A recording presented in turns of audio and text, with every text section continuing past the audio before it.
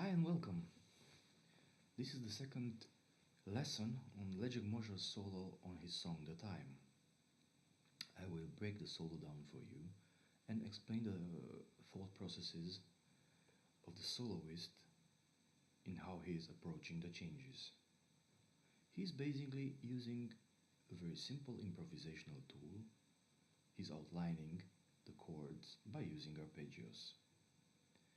This is a very simple and very effective improvisational tool because it manages to create a very powerful but also melodic and emotional solo. He starts by playing an F sharp minor pentatonic idea on the F sharp minor chord.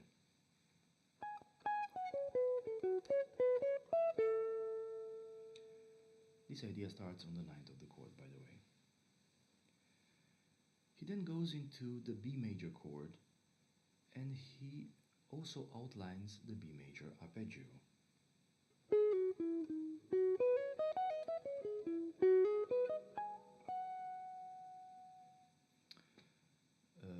This arpeggio is outlined by using a simple trick, or let's better say a subtlety, that is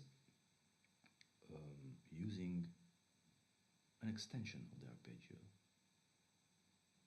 He's using here the 6th and the 9th. He's actually starting on the 6th and then using the 9th and then the D sharp minor arpeggio.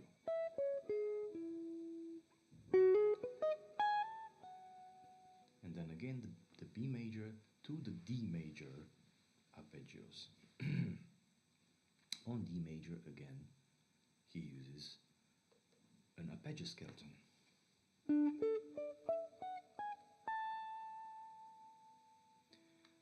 Here he is extended it once again by using the 9th and the flatted 5th.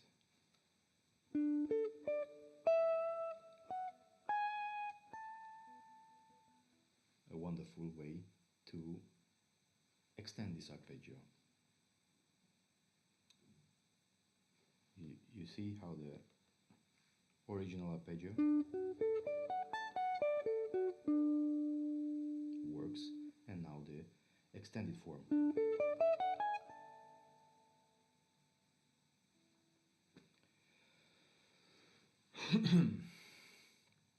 Then the phrase goes into an E major, on which he just plays up and down the E major scale.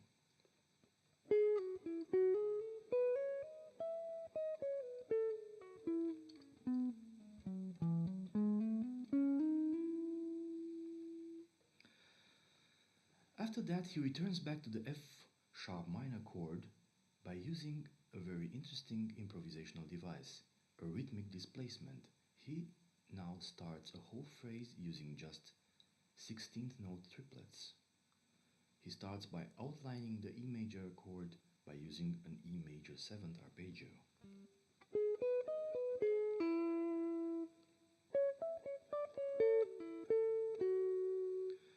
And then launches into a series of pentatonic lines again on the F sharp minor chord. I have chosen to play these lines by using a 3-note per string idea. Initially I have used the traditional 2-note per string style, but I found it very hard to bring it up to speed, and it also lacked a certain flow, which I think the 3-note per string idea brings. So this is the phrase again.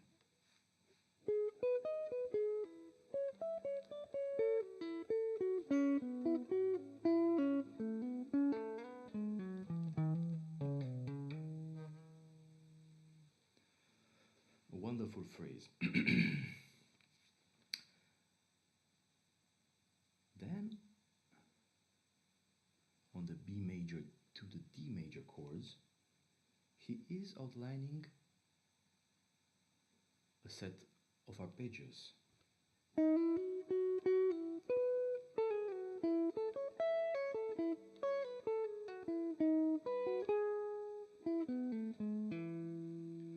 So you see this phrase that starts with the B major, goes to the D major, and ends up on the E major chord, uses a series of arpeggios like it starts with an E major idea, and then uses an A major arpeggio,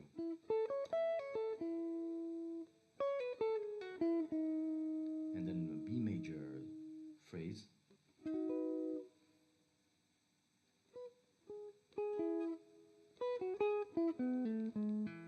and then an E major arpeggio with an added 11th.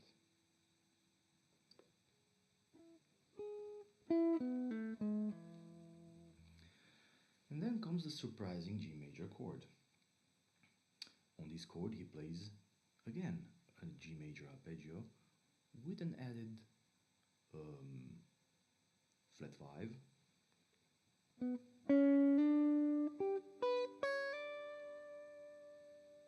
a wonderful line. It starts on the 3rd, by the way, and goes back through the same arpeggio skeleton, but this time he adds the 9th. And then resolves on the A major. Then there are a series of quick passing chords. The C sharp major and D sharp major, but he has time to outline them too.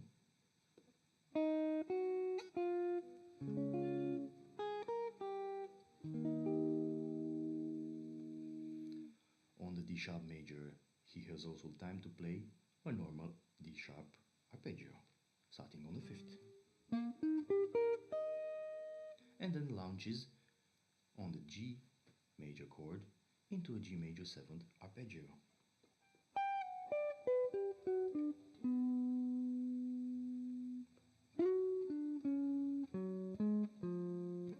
Outlines the D sharp major, C sharp major, sorry.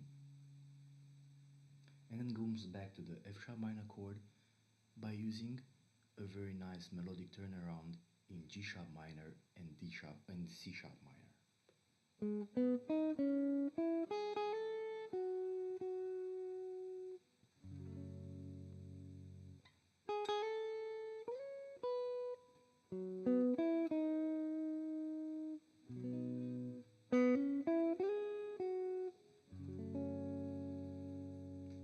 very nice idea on the B major chord. It outlines the chord by using the arpeggio, and then goes back again to the F sharp minor chord.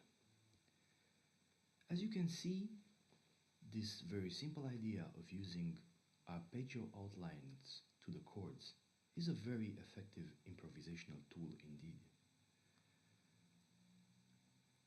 Of course, the solo is not an easy one. I have spent many hours learning the phrases and bringing them up to speed. But it's a very rewarding feat because I had very much to learn from this one. I hope you enjoyed it too. Thank you very much.